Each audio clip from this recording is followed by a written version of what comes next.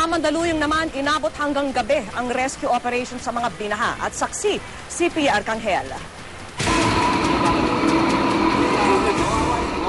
Bagamat karaniwan na raw binabaha ang bahagi ito ng Barangay Calentong sa Mandaluyong City, bihira namang umaabot hanggang dibdib o minsay lagpas tao ang baha. Huling naranasan ng mga residente rito ang ganito kataas na tubig baha noong kasagsagan ng Bagyong Ondoy noong 2009. Daan-daang pamilya ang na-stranded sa kanilang matahanan. Walang kuryente rito kaya marami sa may bintana pumupwesto. Kaya naman ang rescue operations inabot na ng gabi. Kahit gabi na, tuloy-tuloy pa rin ang rescue operations dito sa Calentong sa Mandaluyong dahil ang ibang lugar abot na hanggang sa dibdib ang tubig baha. Pahirapan ang rescue operations dahil ang ibang kalsada madilim na, walang kuryente at minsan malakas ang agos. Pero para sa mga rescuers, tuloy-tuloy lang ang kanilang trabaho. Bahagi na raw ito ng kanilang trabaho. Every rainy season, gato naman dito. Kaya routine na ito. Sa aming pagsama sa rescue team ng Mandaluyong BFP, naabutan ng aming news team si Owen Malambiling. Nag-aabang sa bintana, naghihintay na sino mang makakasaklolo sa kanya.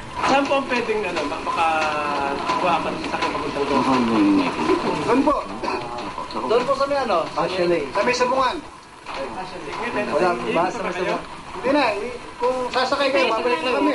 Bahana ang buong first floor sa inuupahan niyang boarding house at ayaw raw niya makipagsapalaran doon. Dahan-dahan siyang bumaba ng bubong, bit-bit ang maliit na bag. Lubos ang kanyang pasasalamat sa mga rescuer. I don't want to die starving, unang-una. Wala akong unang-una, wala nang ilaw. Wala kaming point of communication out in the outside world. Mag-aalala yung family ko. Pero kung si Owen sa Biclumikas, may ilang residenteng ayaw namang lisanin ng kanilang bahay. Kahit na kasi abot dibdib ang baha.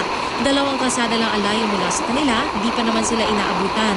Si Michael may inihandang gamit sakaling kailangan lumikas. Pero sa ngayon, wala pa raw siya nakikitang dahilan para iwan ang kanyang bahay.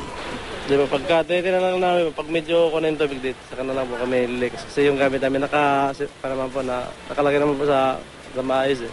Nakikiusap naman ng mga rescuer, wag nang hintayin lumala pa ang sitwasyon. Ang problema lang po nung iba, yung naipit sa second to third floor, yung may mga condominium po dyan, yung mga stocks po nila ng food, baka magkulang. Ako si Pia Arcangel, ang inyong saksi.